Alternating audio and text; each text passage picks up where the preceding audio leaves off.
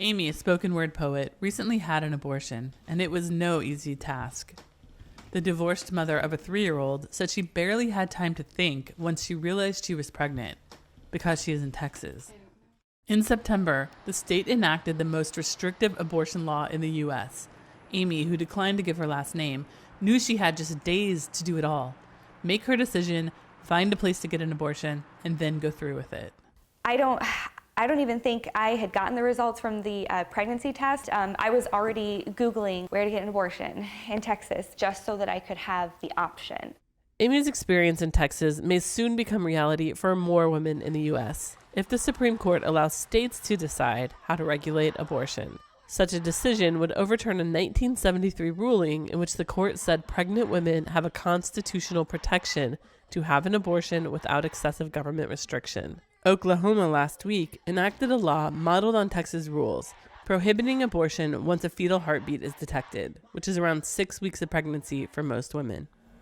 The reality for many women is an even shorter deadline. Amy had less than a week to decide. After many phone calls, she was able to get into a clinic. I didn't even have time to assess my own thoughts. I felt the clock ticking.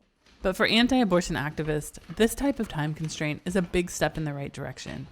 Our goal is to make a society such that no woman would even consider having an abortion because she feels there are no alternatives. We do have vast alternatives.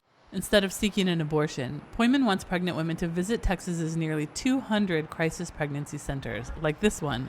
The centers help women make doctor's appointments and offer things like canned goods until the child is 2.5 to 3 years old. Poyman says it's all a big step in the right direction, but that much more work is needed. While the number of abortions has substantially decreased and women are seeking more agencies that provide alternatives to abortions, there's still tens of thousands of abortions in Texas going on. Poorer women are struggling most with the new law, say abortion rights activists.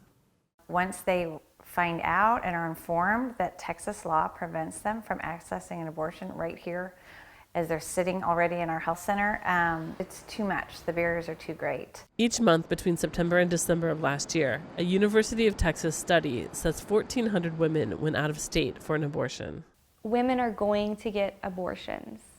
They've done it for centuries, even when they were fully illegal, and that's how women died from abortion. So if you take away this decision, you're ultimately just taking away women's lives.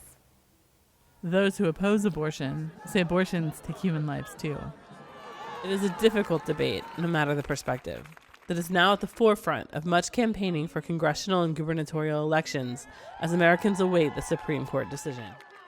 Deana Mitchell for VOA News, Austin, Texas.